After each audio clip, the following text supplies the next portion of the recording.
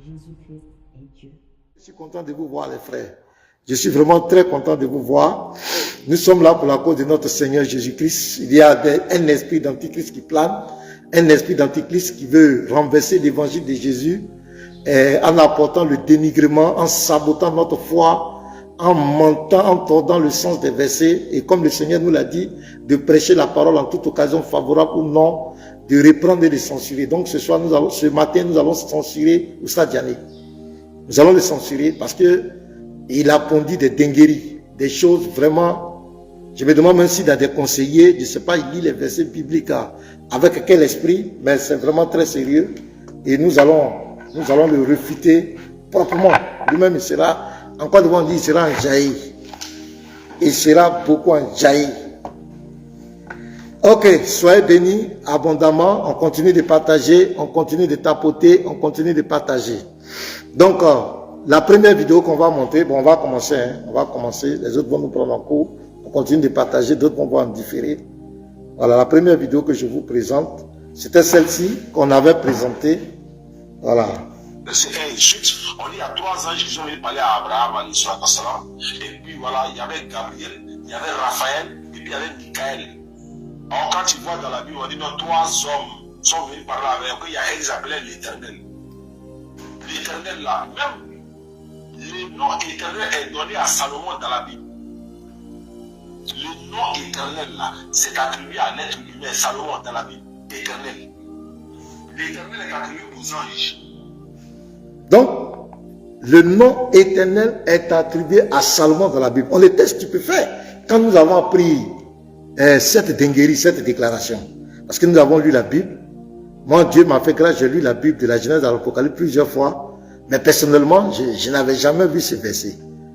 On était tous perplexes. Où est-ce que ce verset existe? Donc, on avait fait une vidéo de réfutation.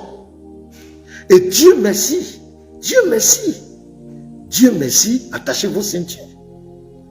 Nous allons voir la vidéo. La vidéo est là. Diané va nous donner le verset. Attachez vos ceintures. Attachez vos ceintures. Diané va nous donner le verset biblique où le nom éternel est attribué à Salomon dans la Bible. Est-ce que vous êtes prêts? Non, partagez d'abord. Avant que je vous montre la vidéo, Facebook, partagez. Faites monter les mecs parce que c'est pas n'importe quoi. Donc tapotez. TikTok, allons à 300 personnes. Facebook, allons-y à 100. Allons à 100 personnes. Partagez. Partagez. Donc Dieu merci, il nous a répondu. Dieu merci, il nous a donné le verset. Chez les musulmans, on dit Alhamdoulilah. Chez les chrétiens, on dit gloire à Dieu. Louange à Dieu. Il nous a donné le verset où le nom éternel est attribué à Salomon. Là. Donc partagez, Facebook on monte, allons-y, vous êtes en train de monter, allons-y, Facebook, allons-y, tapotez, TikTok, allons à 300, voilà, allons à 300, allons-y, Facebook, allons à 100, et YouTube là-bas, je crois que ça tourne fort là-bas, allons-y. Donc, tapotez, continuez de tapoter pour sécuriser le live, mettez bon live, mettez les cœurs, mettez bon live, tapotez, envoyez les cœurs, les fleurs, tout ça c'est pour sécuriser le live. Donc, on va aller. Oh, il va nous donner le verset. Donc, voilà. Nous sommes là. La vidéo est là. Elle est en bonne et due forme. Donc, on va écouter. Écoutez très bien. Prêtez attention. Oustad Diané va nous donner le verset. Le verset où le nom éternel est attribué au roi Salomon dans la Bible. C'est extraordinaire. Donc, allons-y. Je vais te répéter. Oui. Quand Dieu envoie un être humain, il est soit prophète ou messager, les deux là. Il n'y a rien d'autre en dehors de ça. Il est soit prophète ou messager. Je te donne l'exemple, par exemple, c'est l'islam même qui peut vous enseigner ça. Abraham là, il est prophète. Oui. Abraham n'est pas messager, il est prophète. Oui. Moïse là, il est prophète et messager. Oui. Jésus, il est prophète et messager. Mohammed sallam, prophète et messager. Noé, il est prophète seulement. Donc, ça, c'est des choses que toi, tu ne sais pas. Maintenant, je vais dire, l'ange Gabriel là, Il n'est pas prophète, il est messager. Oui. Donc, maintenant, il faut me dire, en dehors de prophète et messager, quand tu envoies quelqu'un, comment on l'appelle? En dehors de prophète et messager, comment on l'appelle? D'accord, je vais te dire. Un messager, n'est-ce pas? Un messager, c'est l'envoyé de Dieu, je suis d'accord avec ça. Mais le problème, c'est que le messager là, ça peut être un ange, ça peut être un homme, ça peut être Dieu lui-même. Attends, Dieu lui-même peut être son propre messager, oui. Dieu est son propre messager. Oui. Attends, je te montre le passage dans la Bible. Attends, avant de montrer le passage dans la Bible, tu vas montrer que Dieu s'est envoyé lui-même quoi? Oui, Dieu lui-même, il peut venir faire. Non. Il transmettre le message. C'est pas ma question. Je dis, est-ce que tu peux montrer un verset dans la Bible où Dieu s'est envoyé lui-même? Ah oui, mais dans Zacharie, si tu lis dans Zacharie, il y a l'Éternel qui parle et il dit que l'Éternel m'a envoyé vers toi. Donc, un Éternel qui envoie un Éternel. Je comprends maintenant. Tu ne sais pas qu'un homme est appelé éternel dans la Bible. Tu ne sais pas ça? Tu ne sais pas que l'être humain est appelé éternel dans la Bible. Tu ne sais pas que l'homme est appelé Dieu dans la Bible. Bible va vous envoyer en enfer. Qui a dit éternel? Donc, la première partie, il répète, il dit, tu ne sais pas qu'un être humain est appelé éternel dans la Bible. Bible va vous envoyer en enfer. C'est Diané qui déclare. Écoutez très bien, avec le frère. Le frère dit, il s'appuie sur Zacharie 2, le verset 10 à 11, où il dit, l'Éternel dit, je serai envoyé et tu sauras que l'Éternel m'a envoyé. Donc le frère s'appuie sur les versets bibliques. Donc le mot éternel, Diané va se saisir de ça pour nous maintenant donner la réponse. Donc il dit que la Bible va nous envoyer en enfer. Donc on continue. Écoutez très bien les frères. Continuez de partager, s'il vous plaît. Est-ce qu'il y a deux éternels? Je peux répondre? Est-ce qu'il y a deux éternels? Claire, est-ce qu'il y a deux éternels? Allô? Oui. J'ai dit. Oui, je t'écoute. Il y a deux éternels. Il y a plusieurs éternels dans ta Bible. Je dis bien dans la Bible. Il y a plusieurs éternels dans la Bible. Écoutez très bien les frères. Il y a plusieurs éternels dans la Bible. C'est Dieu qui parle. Écoutez très bien les frères. Écoutez. Bible. Ah bon? Ah, tu savais pas? Dans la Bible, il y a un seul éternel. Bon, je te donne le verset. Donc, après avoir déclaré qu'il y a plusieurs éternels dans la Bible, maintenant Diané va nous donner le verset qui montre que Salomon, le roi Salomon, a été appelé éternel. Attachez vos ceintures, hein? Attachez vos ceintures, les frères. En tout cas, ceux qui n'ont pas le cardio, abstenez-vous quoi. Attachez vos ceintures. Donc Diané va nous donner le verset qui dit que Salomon est éternel dans la Bible. Attachez vos ceintures, les frères. On s'en va, doucement. Oui, tu vas apprendre beaucoup de choses. Jérémie 23, verset 6 à 7. Ceux qui nous suivent là, prenez note. Jérémie 23. Allons-y dans Jérémie 23. Donc, tous, prenez vos Bibles. J'allais dire, on va prendre note. Il va nous enseigner. Jérémie 23, verset 5 à 6. Bon, il a dit 6 à 7. Mais après, il va rectifier 5 à 6. Donc, prenez note. Attachez vos ceintures. Ouvrez vos Bibles. Ouvrez vos Bibles, le Strong, toutes les versions. Prenez tout. Donc, c'est ce verset-là qui attribue le nom éternel à Salomon. Donc, attachez vos ceintures, mes frères. Voilà. Donc, prenez vos Bibles. On s'en va. Diané va nous enseigner. Tu vas voir que l'homme est appelé éternel là-bas. Voilà. Alors, comment est-ce que l'homme est appelé éternel? Il dit, tu seras surpris. Tu vas comprendre. Voilà pourquoi venez vers nous, on va vous enseigner par la grâce d'Allah. Il dit, Bible là, ça. Donc, venez vers nous, on va vous enseigner. C'est Diané, quand tu es ignorant, et que tu ignores, que tu es ignorant, et que tu crois que ce sont eux qui sont ignorants, cette maladie-là, il ne sait pas ce qui peut soigner ça. Et il dit, on t'a jamais concentré. Non, Jérémie 23, allons-y, je suis à la page. Ça dépend de ce que toi, tu peux réinterpréter sur ce que tu... Non, c'est écrit, hein, tu vois. Faut dire, Jérémie 23, verset 6 à 7. Ok, attends, je passe Jérémie 23. Oh. Et puis il va prendre encore la version, il va prendre encore la version parole de vie encore pour enfoncer encore le clou. Jérémie chapitre combien? Jérémie chapitre 23, verset 6 et le verset 7. Ok. Je suis dans Jérémie chapitre 23. Ici, écoute ici, Jérémie chapitre 23, verset 5. Commence le verset 5. Il te contextualise quoi? Commence le verset 5. Voici, les jours viennent, dit l'Éternel, où je susciterai à David un germe juste. Il rayera en roi et prospérera. Voilà. Il pratiquera la justice et l'équité dans le pays. Merci. On dit, attends, il dit quoi? L'Éternel dit, je susciterai à David un germe juste. C'est pas le germe juste. Oui, un germe juste, c'est-à-dire quelque chose de juste, non? Non, germe là, c'est quoi? Germe, c'est quoi? Un germe, c'est un petit, quelque chose qui sort. C'est-à-dire quoi? Quand on dit que le maïs a germé, ça veut dire Très bien. une naissance. Quand ça sort, voilà, quand un germe sort de David là, est-ce que c'est quoi qui sort? C'est maïs ou c'est cacao ou c'est café qui sort de David? Le germe, je susciterai à David. Voilà, comme un enfant, donc c'est un enfant. C'est un enfant. Oui, un enfant qui sort de David. Très bien. Donc on continue. Donc je susciterai à David donc, un germe juste. C'est-à-dire cet enfant-là, il régnera en roi et prospérera, n'est-ce pas, prospérera. Il pratiquera la justice et l'équité dans le pays. Maintenant, verset 6. Oui.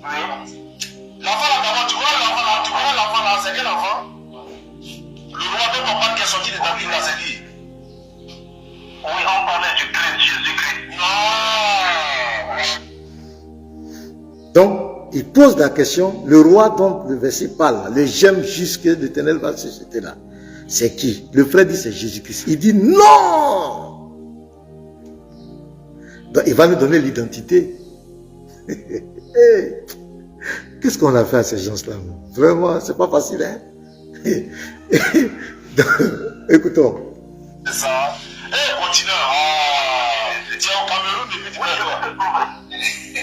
Non, attends, on parle de Jésus-Christ, monsieur Oustad. Attends, je viens. L'enfant de David là, il s'appelle comment? Son fils s'appelle comment? Tu peux parler que de Salomon? C'est pas toi. Moi, je te demande c'est qui? Oui, je sais que David a laissé un enfant qui est le roi Salomon, non, le roi Salomon. Ah, il paraît que c'était le roi Jésus. Il paraît que c'était Jésus. Ah, tu sais que c'est Salomon. Donc, un germe juste là, il régnera en roi, c'était le roi Salomon. Donc, Jérémie 23, le verset 5, Diane dit que ça parle du roi Salomon.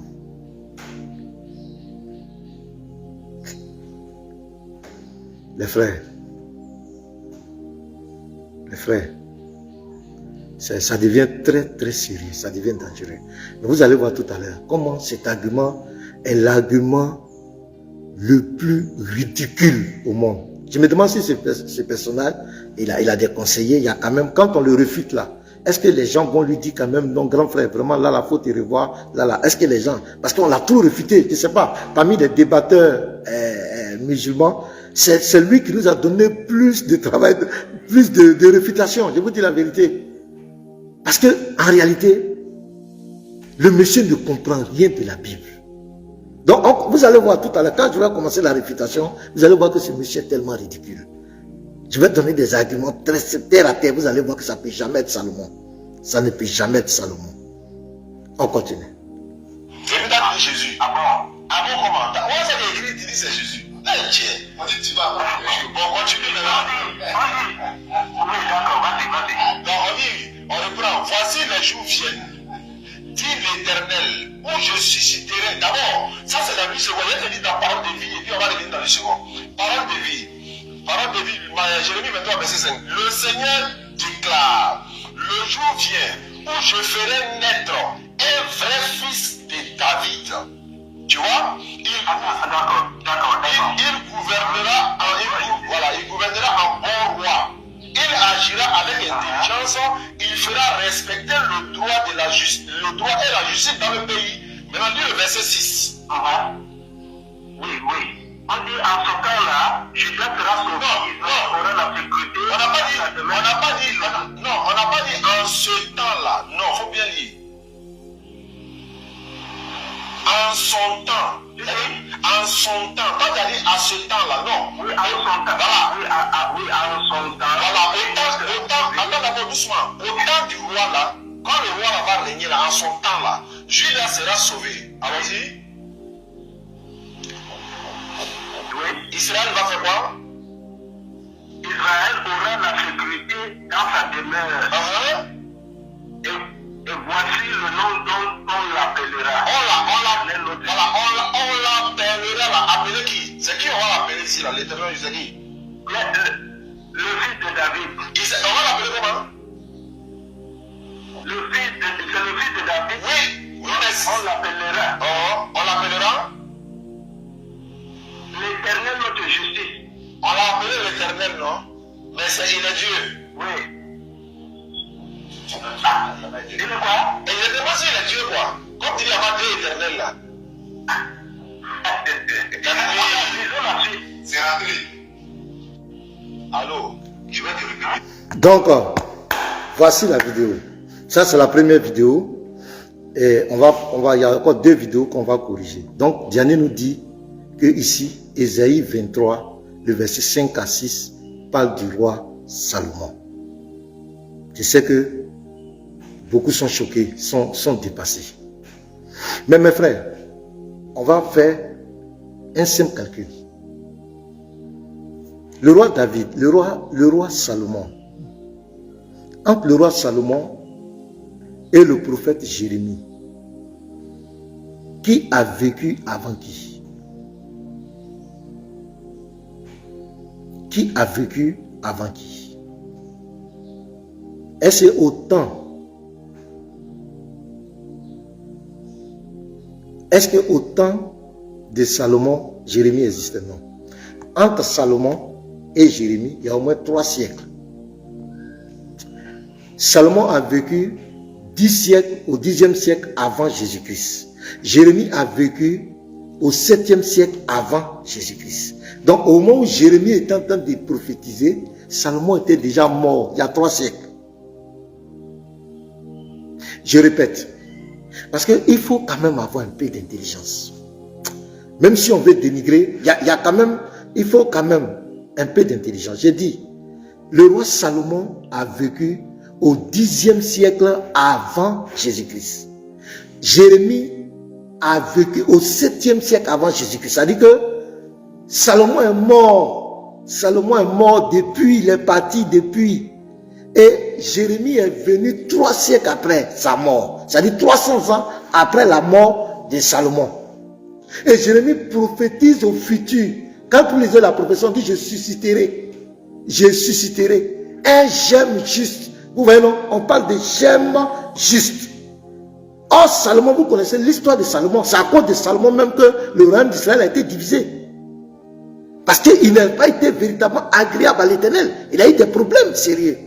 Donc ici, quand on parle de germe, le germe ici, c'est le rejeton. C'est comme de l'espoir. C'est une espérance. Si vous voyez l'histoire au temps de Jérémie, c'était le chaos. Babylone va venir détruire Israël. C'était le chaos, c'était la ruine. C'est pourquoi on appelait Jérémie le prophète pleureur. Lamentation, vous voyez, Israël était dans une difficulté. Mais Salomon est mort longtemps.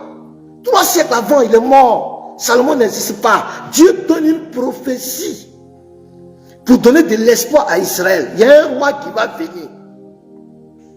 Il y a un roi qui va venir, mais qui va descendre de la lignée de David. Qui va descendre de la lignée. Et puis ce mot j'aime.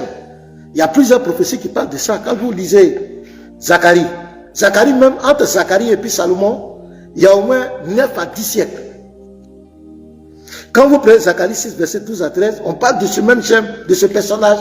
Quand vous prenez Zacharie 3, verset 8, on parle de ce même. Quand vous prenez Ésaïe, dans Ésaïe 11, le verset 1 et suite, on te parle du rameau qui va sortir de la lignée de David.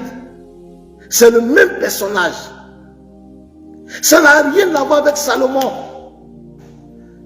Salomon est mort il y a longtemps, il est mort 3 siècles avant. Il est mort, il n'existe pas. Salomon est mort. Quand Jérémie prophétisait là, Salomon était mort 3 siècles, 300 ans avant. Mais comment on peut nous dire que ça parle de Salomon? Je vais sur cette base, avant de rentrer maintenant dans les prophéties, pour démontrer que ça parle du Messie. Ça parle de Jésus. Les Juifs, tu vas aller chez les Juifs. Les Juifs reconnaissent que ce verset-là parle bien du Messie. Maintenant, c'est dans la personne du Messie-là qu'il y a contradiction avec les chrétiens. Sinon, tu vas aller dans les textes juifs, les rabbins, leurs commentaires, on ne va jamais te dire que ce verset fait référence à Salomon. Parce que Salomon est mort. Au moment où Jérémie prophétisait là, Salomon était mort. Salomon n'existe plus. 3 siècles, il est pourri, il est poussière, il est mort. Vous voyez l'ignorance? Vous voyez l'importance de faire l'interreligieux, de faire les réfutations? Ces gens, si vous les laissez, ils vont égarer les gens. Il ment et il se dit qu'il est en train d'instruire les gens. Il ment. Il est ignorant. Il est ignorant et il croit qu'il est en train de dire la vérité. Jérémie est né 3 siècles après la mort de Salomon. On va lire le verset, les frères. C'est pas la peine.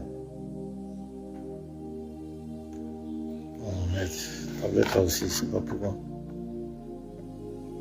Partagez, partagez, partagez les frères. Jérémie 23.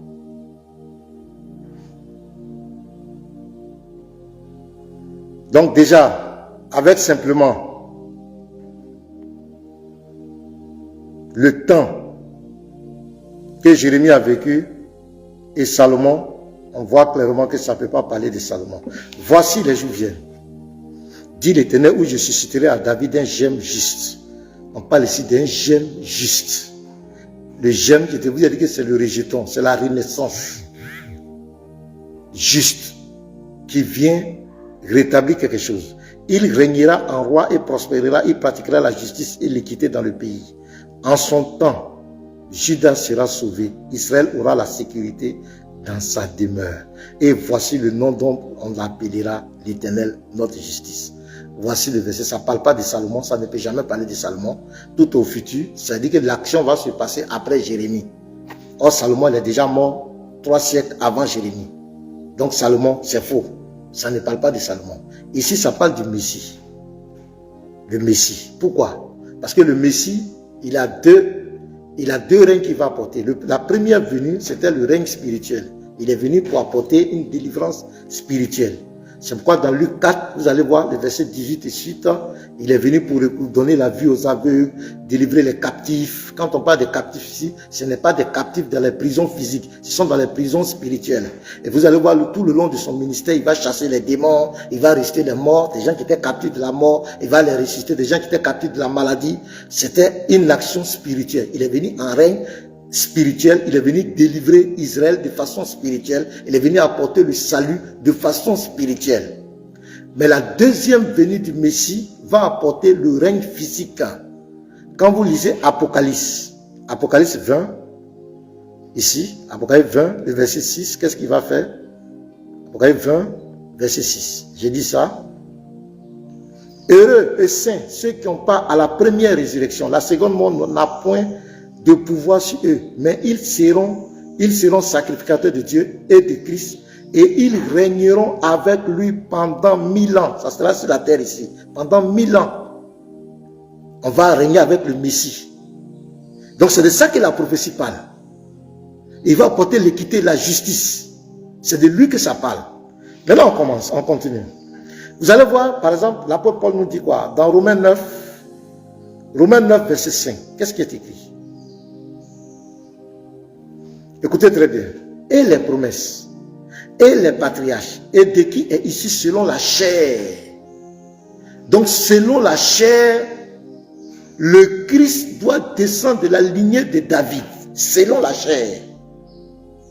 Donc, quand on parle ici du rameau d'Ésaïe 11, quand on parle du gemme de l'Éternel dans Jérémie 23, le verset 5 à 6, quand on parle du gemme de l'Éternel dans Zacharie 3, verset 8, quand on parle du gemme de l'Éternel dans Zacharie 6, verset 12 à 13, ça parle bien du Messie.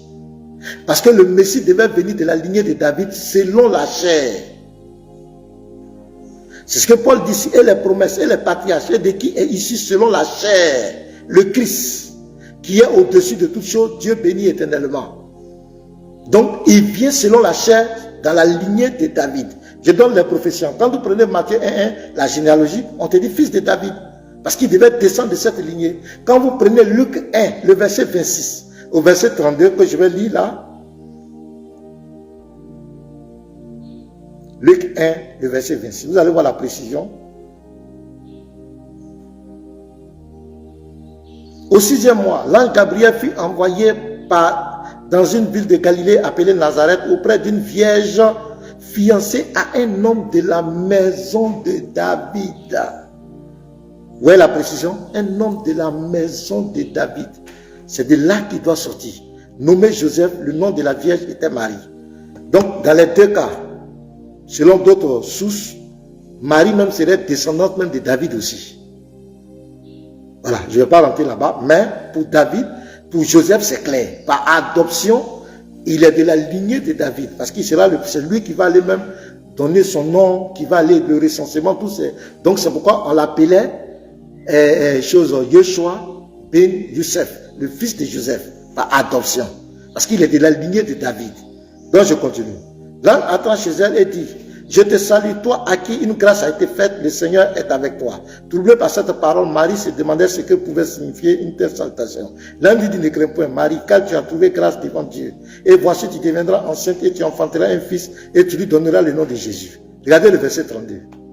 Regardez ce que l'ange dit. Il sera grand et sera appelé fils du Très-Haut, et le Seigneur Dieu lui donnera le trône de David son père. Vous voyez ici, le trône de David son père. Ici, est-ce que David, c'est David qui a couché avec Marie ou bien quelqu'un? Non. On parle ici de la lignée et ça respecte les prophéties de Ésaïe 11, verset 1 à 6, de Jérémie 23, verset 5 à 6, de Zacharie 3, 8, de Zacharie 6, 12 à 13. Donc ici, confirme que le Messie devait venir de la lignée de David. C'est pourquoi il dit le trône de David son père, et il régnera sur la maison de Jacob éternellement, et son règne n'aura point de fin. Donc vous comprenez, et tout ça c'est selon la chair, ici c'est ce qu'il dit, selon David. Donc tous les versets que vous allez voir, le gemme qui vient de la lignée de David, ça parle bien du Messie.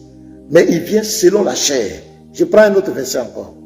2 Timothée 2, verset 8.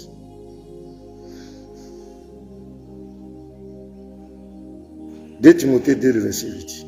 Souviens-toi de Jésus-Christ, ici de la postérité de David. » Ça, c'est selon la chair. Ressuscité des morts selon mon évangile. Vous comprenez encore? Je prends un autre verset. Je prends un autre verset. Apocalypse 20. Et Apocalypse 22, le verset 16. Là, c'est Jésus lui-même qui parle. Apocalypse 22, verset 16. Moi, Jésus, j'ai envoyé mon ange pour vous attester ces choses dans les églises. Je suis le rejeton et la postérité de David. C'est Jésus même qui parle. Mais il est la postérité de David par rapport à quoi? C'est pas de façon, comment on appelle, biologie, mais c'est selon la prophétie que le roi là devait sortir de la lignée de David, et il est venu par Joseph, et même de Marie. Mais par Joseph, par adoption. Parce que le Messie, il est divin. Donc il ne peut pas naître du sperme d'un homme, non. Mais Dieu a accompli sa promesse parce qu'il a promis ça à David. Il a fait cette promesse à David, que de toi va sortir un roi qui va dominer sur Israël. Donc vous comprenez mes frères. Donc ici de la postérité de David. Je prends encore Romains 1, verset 3. Romains 1, le verset 3. Et qui concerne son fils né de la postérité de David selon la chair. Et qui concerne son fils né de la postérité de David selon la chair. C'est ce que j'avais dit. Selon la chair.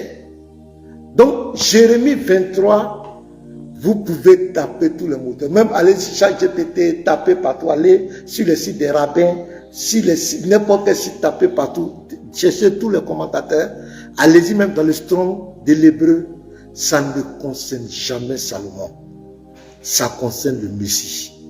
La divergence entre les Juifs et les chrétiens, c'est que pour les Juifs, ils n'ont pas reconnu que c'est Jésus qui est ce Messie. Mais sinon, ils savent que Jérémie 23, verset 5 à 6, parle bien du Messie. C'est le Messie. C'est pas Salomon. Donc, les musulmans, dites à Diané, il n'a qu'à étudier. Dites à Diané d'arrêter de mentir. S'il n'a pas la connaissance, s'il ne connaît pas les choses qui s'approchent de nous, nous on va l'instruire. Mais un vieux comme cela qui va se mettre sur les réseaux sociaux, chaque fois s'humilier comme cela, mentir, c'est pas bien. Ce n'est vraiment pas bien. De mentir. Bon, l'ignorance. Mais si tu es ignorant, il faut arrêter de te présenter comme un prédicateur. Parce qu'un prédicateur ne peut pas être un ignorant. C'est vrai que dans la vie, on peut commettre des erreurs. On peut commettre des erreurs. Nous sommes des hommes. Mais pour lui, là, ça devient une maladie. Ça devient une maladie. Et il parle, regardez, la Bible va vous envoyer en enfer. C'est moi qui vais t'enseigner avec orgueil, avec prétention. Jérémie 23, vous-même les musulmans qui êtes là, qui m'écoutez, Jérémie 23, verset 5 à 6, vous savez que ça ne parle pas de Salomon. Mais vous n'aurez jamais le courage d'aller lui dire la vérité. Il a trop menti. Quelle réfutation n'a pas fait sur ce monsieur? Il passe tout son temps à mentir sur la Bible. Donc les frères, voici un peu le premier argument, la première vidéo que je voulais vous présenter. On va passer à la deuxième vidéo. Voilà, je passe à la deuxième vidéo. Partagez et tapotez. Deuxième vidéo, on va regarder, on va suivre encore la deuxième vidéo.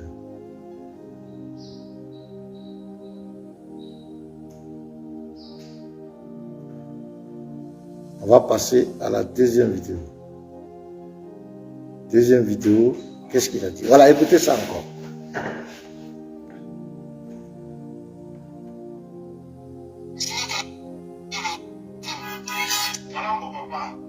Voilà. Deuxième vidéo, allons-y. Voilà ma maman. Ils sont là. Ma maman est quoi pour mon papa? Maintenant, je suis là. Sa maman est quoi pour son papa?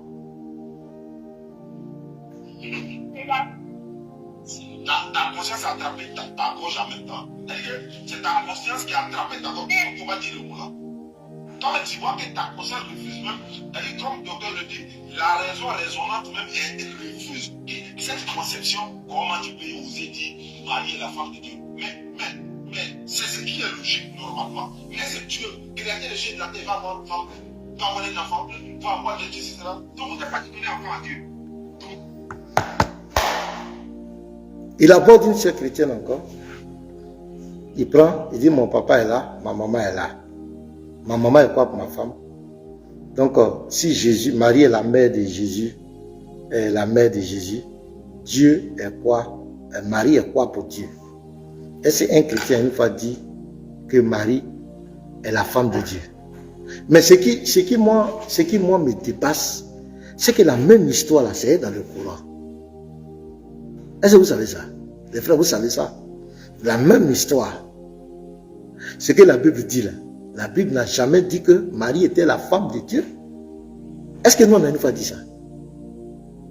Nous, on n'a jamais dit ça. C'est quel chrétien qui a dit que Marie était la femme de Dieu? Dans le Coran, c'est expliqué là-bas. C'est la même histoire. Ce qui était dit... Attends, je vais vous lire le verset. Donc, on va dire aussi que dans le Coran, Marie est la femme de Allah, le Dieu de l'islam. On va dire ça. On commence, on prend la Sourate 4, verset 171. La Sourate 4, verset 171. Qu'est-ce qui est écrit?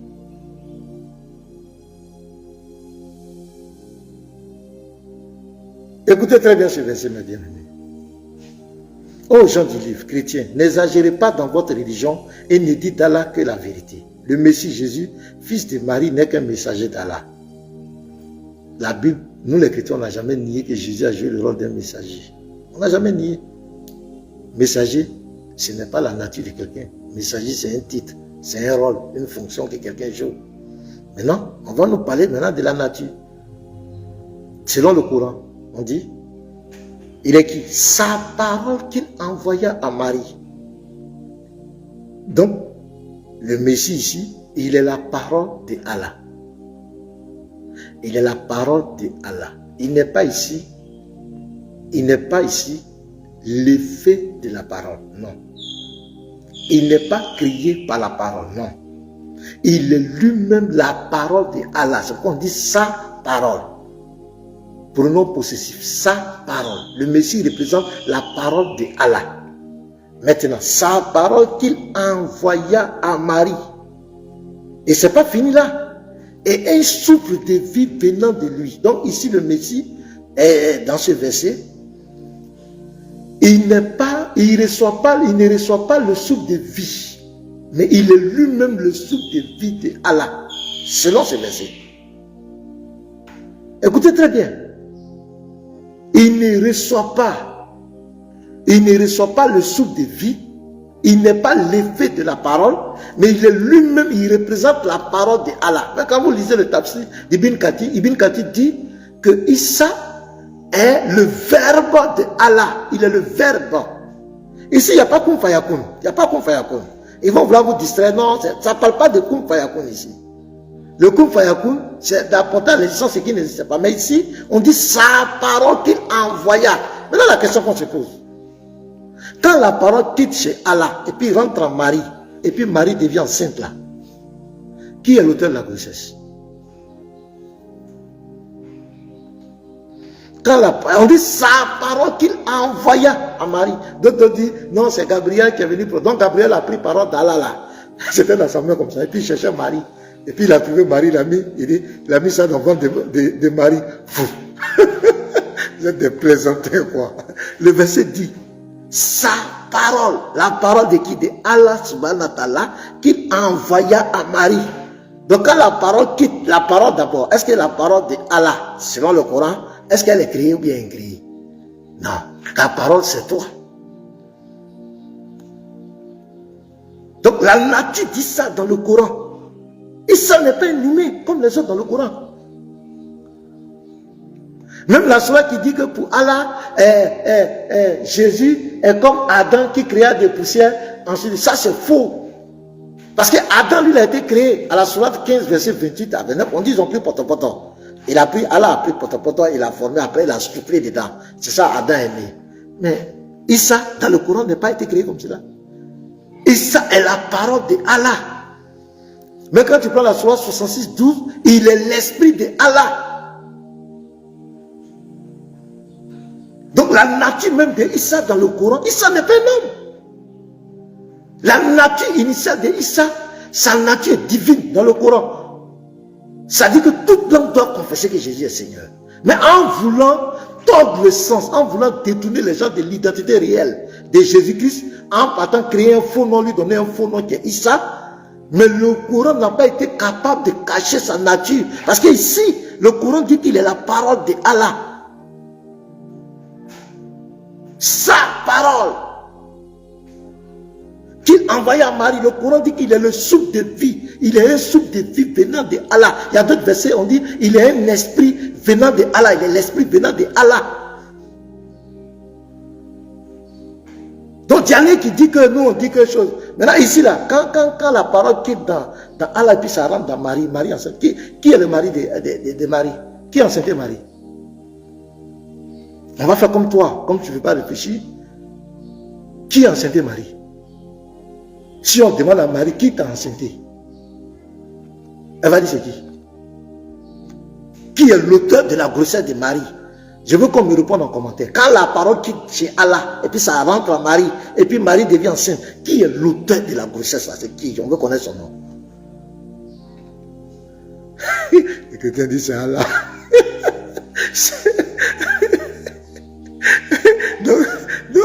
Donc c'est lui qui est l'auteur de la grossesse. Maintenant, s'il est l'auteur de la grossesse, hein, l'enfant qui sort de la grossesse, c'est l'enfant de qui? Les frères, répondez-moi, c'est l'enfant de qui? Hein? C'est l'enfant de qui? Quand la parole quitte chez Allah et puis ça rentre en Marie, Marie devient enceinte. La grossesse là, c'est qui a enceinté Marie? Maintenant Marie là, elle est la femme de qui? Quand quelqu'un est enceinte là, tu es quoi pour lui? Tu es quoi pour cette personne? Répondez-moi les frères, parce qu'on va raisonner comme eux. Parce que tu prends la même histoire. Dans la Bible, tu dis, nous on dit que Marie est la femme de Dieu. Et tant que c'est absurde. Mais la même histoire racontée ici. Ici même c'est encore fort. Le géniteur, c'est qui le géniteur? Merci frère pour le commentaire. Donc voici la deuxième vidéo. C'est-à-dire, il n'y a pas d'argument. Tellement qu'il dit tout et n'importe quoi. Est-ce qu'un chrétien une fois dit que Marie est la femme de Dieu? Tous les chrétiens reconnaissent que la naissance du Messie est une naissance miraculeuse. Ça fait partie des mystères. C'est pourquoi on dit dans 1 Timothée 3, le verset 16, le mystère de la piété. Un mystère, c'est quelque chose qui dépasse l'entendement des hommes. Un mystère, c'est quelque chose que la conscience humaine ne peut pas expliquer. La naissance du Messie rentre dans le cadre d'un mystère. C'est pourquoi on dit, le Saint-Esprit viendra sur toi. Et c'est pourquoi je vois certains chrétiens dans des débats qui veulent venir décortiquer comment, qui était dans le ventre de Marie, comment il était positionné. Ils vont aller. On parle d'un mystère. Tu peux expliquer ça comment? Même la femme, une femme physique, entre toutes les femmes. Est-ce que toi tu peux, ce qui est dans son ventre, toi tu peux déterminer ça? Ça fait partie des grands mystères. C'est pourquoi on dit le mystère de la piété.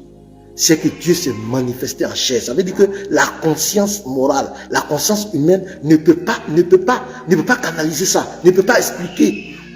C'est un miracle. C'est un miracle.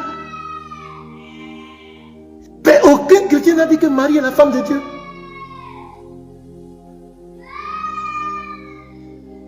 Donc je repose ma question. Je relis le verset ici.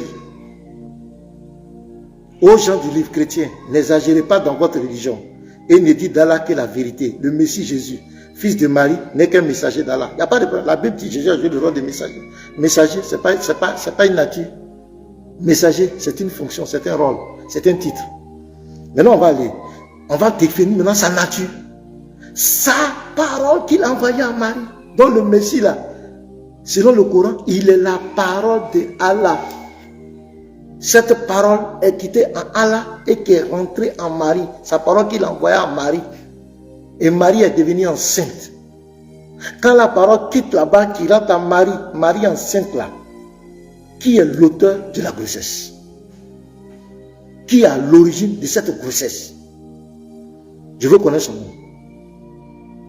Si on connaît l'auteur de la grossesse, l'enfant qui sort de la grossesse, qui est son papa? Qui est son géniteur? Qui l'a engendré? Ben c'est ça l'engendrement. Hein? Les gens croient que l'engendrement, c'est d'aller de façon biologique avec une femme. Non, l'engendrement, c'est pas ça. L'engendrement, le premier sens, c'est biologique, mais l'engendrement, c'est ce qui sort de toi, ce que tu as produit. Ce dont tu es la cause, ce dont tu as l'origine, c'est toi qui as engendré. C'est cette soeur-là qui a engendré cette querelle. C'est elle qui a l'origine, c'est elle qui a la cause. C'est lui qui a engendré cette société. C'est lui qui a engendré cette idée. C'est lui qui a engendré cette initiative. C'est-à-dire que ça vient de toi. Ce n'est pas seulement biologique. Mais les auteurs du Coran, pour eux, engendrement, c'est de façon biologique. Ici, quand la parole sort de Allah et rentre dans Marie, Marie devient enceinte là. Et l'enfant, c'est Allah qui a engendré l'enfant là. C'est lui, c'est sa parole. Quand on dit ça, ça fait mal aux musulmans, mais c'est la vérité. C'est ce qui est écrit. C'est lui qui l'a engendré. Si la parole n'était pas quittée chez lui pour rentrer en Marie, Marie ne serait jamais enceinte. C'est parce qu'il a envoyé sa parole à Marie que Marie est enceinte. C'est lui l'auteur de la grossesse. Donc dites à Allah de venir chercher son enfant. Il n'a qu'à reconnaître. Le trousseau là, nous on va pas payer. Les chrétiens, on va cotiser, payer le trousseau. Mais qui reconnaissent la paternité, qui reconnaissent que c'est lui l'enfant. Il ne faut pas, il va rejeter son enfant. Issa est l'enfant de Allah. C'est lui qui l'a engendré. Issa est la parole de Allah. S'il n'avait pas envoyé sa parole dans l'utérus de Marie, dans le farja de Marie, Marie n'allait pas être enceinte. C'est lui qui est à l'origine.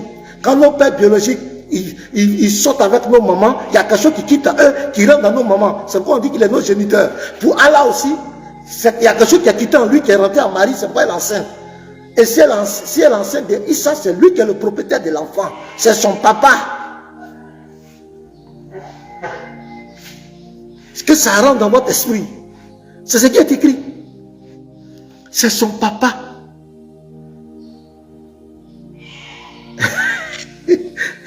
Troisième vidéo. Donc, vous n'avez rien vu encore. Troisième vidéo. Allons-y, on tapote les frères, on tapote. Le mensonge ne passera pas. Allons-y, troisième vidéo. Où est la troisième vidéo? Voilà. Ici. Voilà, je vais vous donner, comment on appelle, une stratégie de réponse à ces questions inutiles. Là, on va parler de ça. Voilà. On va voir. Qu'est-ce qu'un grand frère? Voilà. Question précise. Vous dites que Jésus est Dieu. Oui. Qui a été crucifié? C'est pas, faut dire c'est pas Dieu. Faut dire c'est pas Dieu.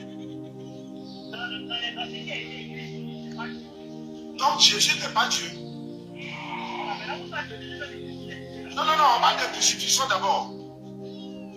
Qui, pendant, avant, me dites dans votre bouche, non, je veux que vous répétez, alors, il faut répéter dans ta bouche que ce n'est pas Dieu qui a été crucifié, mais c'est Jésus, il faut dire ça. Il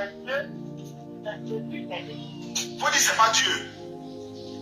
Ma fille, prenez on dirait mes enfants. Faut dire si tu es garçon, faut dire que c'est pas Dieu qui a été crucifié. Donc voici des questions qu'ils posent souvent aux chrétiens, des questions aux chrétiens. Quand vous dites celui qui a vu Jésus a vu Dieu, celui qui a attrapé Jésus a attrapé Dieu, et celui qui a crucifié Jésus, est-ce qu'il a crucifié Dieu?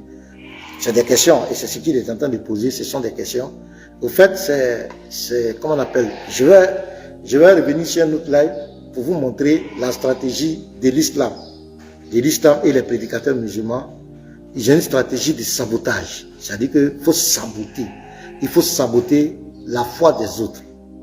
Mais en réalité, ils ne nous proposent rien, ils ne proposent rien aux hommes. Ils ont une stratégie de saboter. Depuis le Coran passe son temps à saboter, à accuser la foi chrétienne. Les prédicateurs passent leur temps à saboter. On m'envoie un puzzle là, attendez. Voilà, j'ai rempli le puzzle.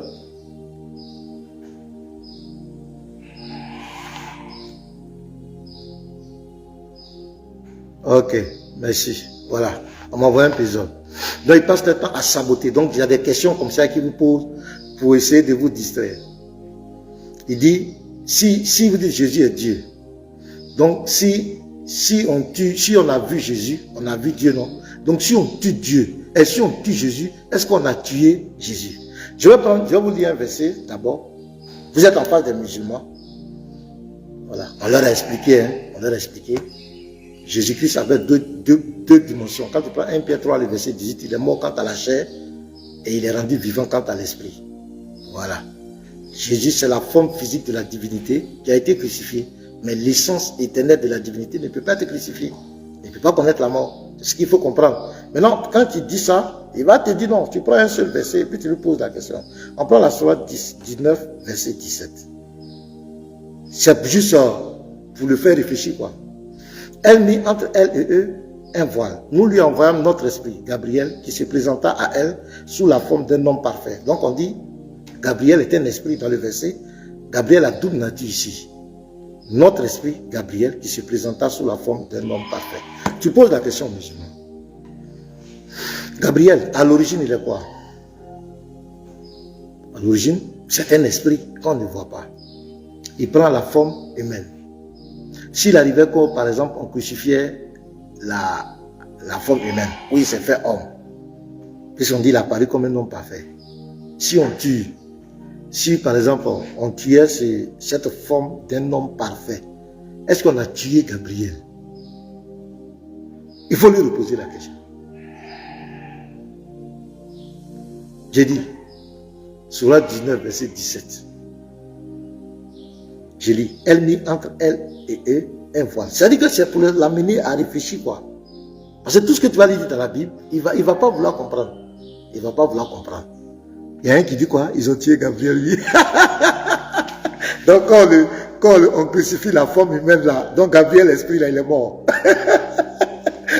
Regardez, l'intelligence, ça dit que on va forcer votre intelligence, vous les musulmans. Votre intelligence là, on va forcer. Ah, c'est à nous de... Non, nous on a déjà réfléchi. Nous on sait de quoi on parle. Nous on vous dit notre Dieu là, il est à la fois invisible et visible. Le fils là, le physique là, c'est pour qu'il meure même, c'est pour qu'il y ait le sang, qu'il a produit son physique, qu'il a produit son humanité. Est-ce que tu comprends? Mais l'essence de notre divinité, ce n'est pas charnel. On dit il est l'image du Dieu invisible. Le Dieu qu'on ne voit pas, c'est son visible, c'est son physique. Dieu produit son humanité. Donc, même toi l'homme, quand on parle même de la mort, l'homme est un être éternel. Mais l'éternité de l'homme ne vient pas de lui-même. C'est Dieu, son éternité dépend de Dieu. Dieu, son éternité dépend de lui-même. Je répète, les hommes, les esprits, les anges sont des êtres éternels. Mais leur éternité là, c'est Dieu qui leur a donné, ça dépend de Dieu. C'est-à-dire Dieu peut décider de mettre fin, de te faire disparaître, de te mettre dans le néant. Tu n'existes plus, tu n'es plus quelque chose. Dieu peut le faire. Mais l'éternité de Dieu ne dépend pas de quelqu'un, ça dépend de lui-même. Donc l'homme là, le corps que mon pasteur Ménard, que vous voyez mon physique est là, c'est pas mon pasteur Ménard, ça c'est mon physique. Mais il y a l'esprit qui est en moi. Même si ce corps là, on le met sous la terre, dans un cercueil là-bas, dans le tombeau, mais l'esprit qui est en moi n'est pas mort. Je continue de vivre spirituellement. Ça, je parle simplement des hommes. Jésus-Christ, c'est la manifestation physique de Dieu, la manifestation visible de Dieu. C'est pourquoi on dit il est l'image du Dieu invisible. Il est le reflet de sa gloire. Il est l'empreinte de sa personne. C'est Dieu manifesté en chair. Donc à partir du moment où il se manifeste en chair, 1 Pierre 3 te dit, il a la chair et il a le côté spirituel. C'est pourquoi Jésus a dit, dans Matthieu 26, verset 41, il dit l'esprit est bien disposé, mais la chair ne sert à rien. Il nous parle de deux dimensions même de l'homme. Donc quand Jésus rentre dans la création, il a ces deux dimensions. La nature divine, éternelle qui est en lui, qu'il appelle Père, et la nature humaine physique qui est le Fils manifesté que nous voyons. Donc c'est cette forme physique-là qui a le sang. C'est elle qui va connaître la mort à la croix. Mais l'essence qui est en lui de toute éternité ne peut pas mourir. C'est pourquoi j'ai pris l'exemple de Gabriel ici. On dit que Gabriel est un esprit. Il se présenta comme un homme parfait. Si on tue la forme physique de Gabriel, est-ce que l'esprit Gabriel est mort? C'est la question que je pose. Si on tue l'homme parfait, la forme homme parfait, la forme d'un homme parfait de Gabriel, est-ce qu'on a tué l'esprit Gabriel?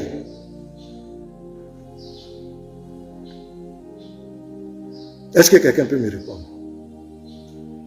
Des musulmans, vous êtes là, vous m'écoutez. Est-ce que vous pouvez me répondre? Arrêtez de poser des questions bêtes aux gens. Notre Dieu est un Dieu multidimensionnel. Donc mes bien-aimés, je crois que pour ne pas être trop long, on va arrêter l'enseignement là. Voilà l'enseignement là. Vous qui êtes sur Facebook, vous pouvez nous rejoindre sur TikTok. Rejoignez sur TikTok si vous avez des questions, des préoccupations sur tout ce que j'ai dit. On va continuer un peu sur TikTok et après je vais couper pour laisser les autres.